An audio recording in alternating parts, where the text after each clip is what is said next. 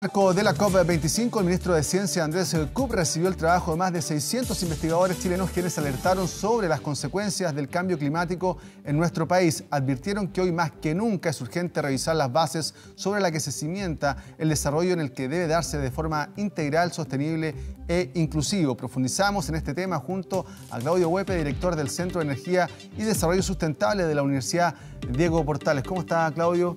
Muy buenos días. Muy buenos días, muchas gracias por la invitación. Claudio, preguntarle un poco cómo ha visto lo que se ha estado realizando en la COP25, donde el lema es tiempo de actuar. Ya no hay más tiempo para acuerdos, compromisos, sino que ya no hay más posibilidades, no hay más chances. También el planeta nos da más chances de seguir hablando, sino que ya hay que hacer realidad lo que se ha firmado desde el acuerdo en París del año 2015, por ejemplo.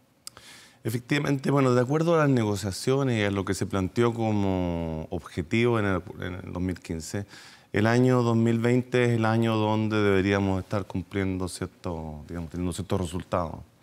Y la verdad es que el problema es que si uno observa los datos, objetivamente hablando, ya fuera de las ambiciones que puedan existir, lo que tenemos es que estamos muy lejos de los resultados requeridos para tener un objetivo fundamental, que era intentar que la temperatura global, esto es súper importante entenderlo, la temperatura global va a subir sí o sí en promedio. Ya tenemos cambio climático, eso no hay vuelta atrás sobre ese punto. Lo que está en juego es cuán grave va a ser este cambio, y lo que se está esperando, lo que se busca es lograr un 1,5% de aumento en grados Celsius respecto a la media preindustrial. Y para eso estamos muy lejos. Hay que pensar que... ¿Por qué estamos tan lejos? Porque las estimaciones son que, nada más que desde el punto de vista físico, digamos, material, que para lograr eso deberíamos todos los años, a partir de esta década, reducir más o menos 1,5% las emisiones globales. Eso es más o menos, todos los años. Lo que hemos observado en la década previa es que las emisiones han ido aumentando todos los años. Y han aumentado no poco, más de 7% en promedio han aumentado las emisiones durante la década. Entonces lo que quiere decir es que tendríamos que ir decreciendo las emisiones y sin embargo estamos creciendo. Hacer ese cambio, es decir, una tendencia en que vamos creciendo 7,5% a una de decrecimiento 1,5%, no es fácil, es difícil, implica toda una transformación de nuestros sistemas de vida y de nuestro funcionamiento económico sobre todo. En ese sentido, a nivel global, estas políticas, estos acuerdos que se han llevado ya desde hace hartos años, ¿no han servido a su juicio de nada? Yo creo que decir que no ha servido de nada... ¿Muy poco? No es suficiente. Lo que pasa es que el esfuerzo que hay que hacer es muy grande. Pero esto ya está teniendo costos. Hace algunos días se publicó un cálculo del impacto sobre varios países del cambio climático el año 2018-2017, creo. 2017 tiene que decir, sí.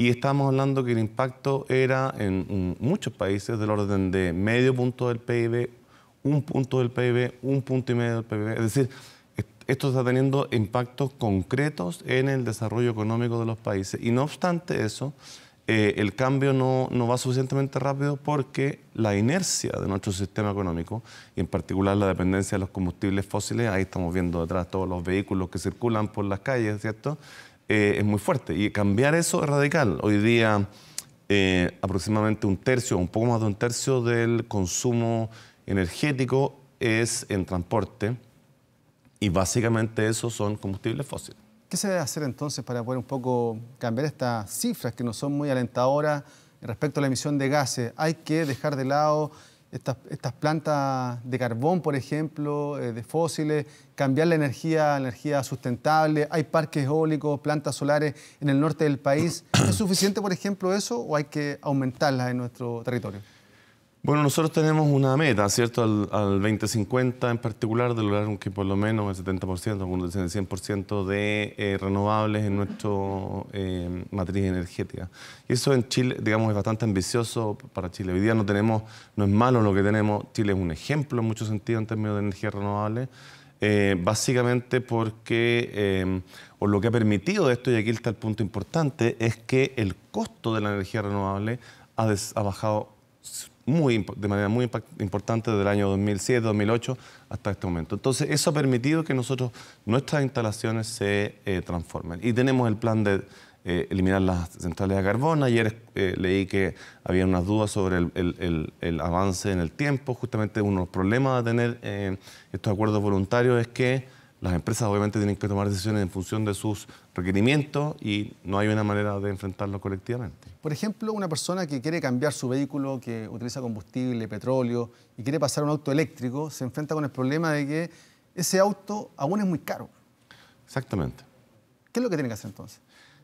Mire, hay una serie de cosas que se pueden hacer a nivel individual, pero es difícil hacerlas, o sea, es difícil que ese cambio individual sea realmente lo significativo que se requiere.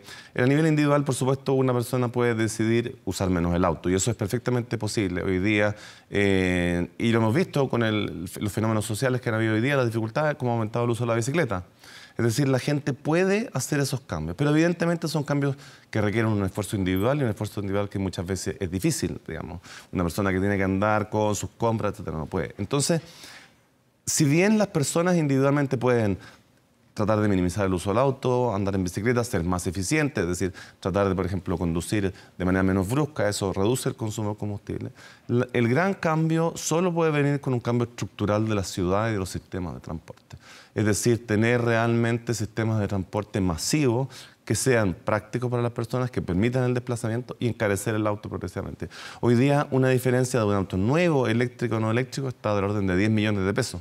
Para la mayor parte de la gente eso es inalcanzable. Evidentemente que uno esperaría que aquellas personas que cambian los autos regularmente, que gastan 25 o 30 millones, pudieran gastar un poco más y comprarse un auto eléctrico. Pero el impacto marginal de todas maneras es relativamente pequeño. Las políticas gubernamentales entonces tienen que ser también ir de la mano con este desarrollo sustentable del país. Por ejemplo, poner más estaciones de metro, más líneas de metro también podría ser una ayuda para descontaminar también, Santiago y también ir ayudando a descontaminar el medio ambiente. Absolutamente. Yo creo que ahí hay un punto fundamental que acaba de mencionar y es lo que mencionaron un poco la declaración de los científicos. Nosotros solemos mirar el problema ambiental, el problema de cambio climático como un problema separado. Es decir, vemos el problema de cambio climático, vemos el problema ambiental, vemos el problema económico, vemos los problemas sociales como cosas separadas. Y lo que ocurre hoy en día es que, en particular el tema económico, bueno, y en Chile evidentemente la dimensión social, está empezando muy fuertemente, tienen un sentido de urgencia y a veces se nos olvida, el cambio climático todavía parece ser algo un poco lejano. Claro, las generaciones más jóvenes tienen esa visión mucho más clara de que esto no es algo tan lejano, es algo que ellos perciben que en su vida va a ser muy relevante. Pero de todas maneras lo vemos como algo lejano. De ahí un punto fundamental. Yo creo que lo que viene ahora y lo esencial como cambio de lógica de las políticas públicas es pensarlas de manera mucho más integrada. Es decir, un buen sistema de metro o un buen sistema de transporte público mejora las condiciones sociales de las personas, ahorra, digamos, desde el punto de vista económico, permite un desplazamiento, permite ser más productivo y además es bueno para el medio ambiente. Claro, también la inequidad social, por ejemplo, afecta a este cambio climático. Solo digo, por ejemplo, que en el sector oriente de la capital se ven más parques, se ven más plazas, se ven más áreas verdes, mientras que en el sector más humilde, más pobre, no hay plazas, no hay bosques, no hay áreas verdes. Eso también afecta claramente el medio ambiente. Absolutamente. Eso es una cosa más local, no hablamos ahí del impacto global. El impacto global tiene... Pero todos esos pequeños puntos van ayudando realmente, o van perjudicando. El impacto global tiene una cosa un poco de justicia, digamos. Estamos todos afectados de manera igual. Nos perjudica a todos, de manera más o menos parecida. No igual.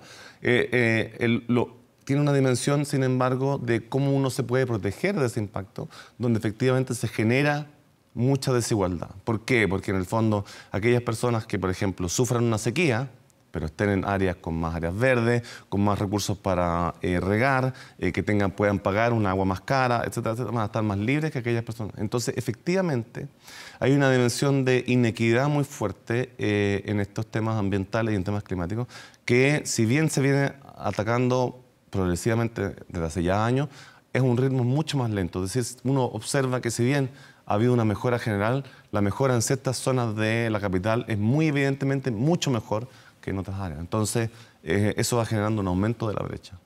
Ayer el secretario general de las Naciones Unidas, Antonio Guterres, advirtió que hasta ahora los esfuerzos no han bastado para evitar que se llegue a un punto de no retorno con el cambio climático. Esas son declaraciones obviamente preocupantes, porque lo decía usted también al principio de la entrevista, las cifras de reducción de gases del efecto invernadero han ido aumentando finalmente en los últimos años. O sea, finalmente las políticas que se han llegado, que se han acordado, no han tenido efecto en el planeta.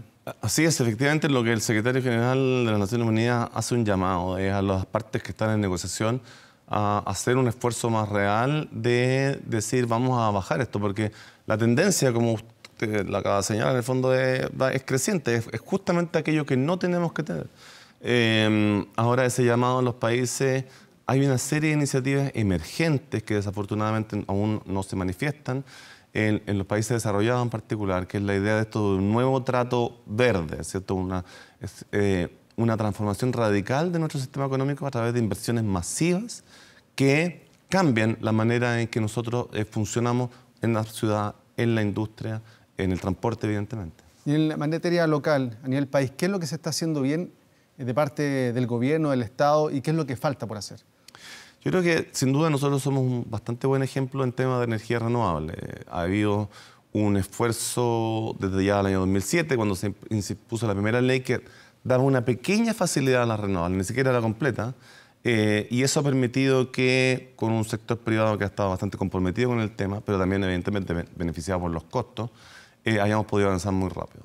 En tema de transporte estamos muy atrás, evidentemente, no solamente nosotros, el uso del vehículo particular aumenta todos los años, y ahí tenemos que hacer un cambio muy significativo con mejoras en transporte público. Desde el estallido social, por ejemplo, usted lo decía también, nos hemos dado cuenta que uno puede dejar el auto en la casa, puede trasladarse en bicicleta. Hay otros medios de transporte también que no contaminan y que uno puede ir ayudando con esos pequeños gestos al medio ambiente.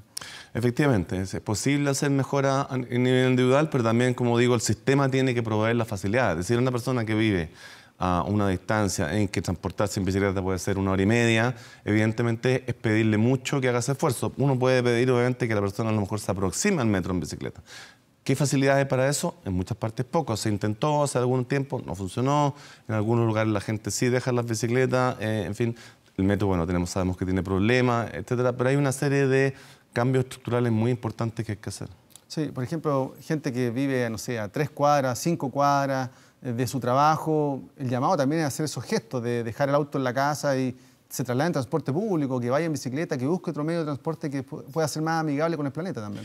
Hay que pensar que aquí hay una multidimensionalidad. La persona que deja su vehículo en casa no solamente ahorra dinero, que está muy bien, emite menos, pero además colabora con su salud, haciendo un poco de actividad física. Entonces, efectivamente, esos son cambios estructurales, pero muchas veces ayuda, y eso es lo que se ha intentado en varias partes del mundo, que se lo recuerden a uno haciendo más caro ese viaje corto. Ok, Claudio Huepe, director del Centro de Energía y Desarrollo Sustentable de la Universidad Diego Portales, muchas gracias por estar con nosotros durante esta mañana informativa, conversando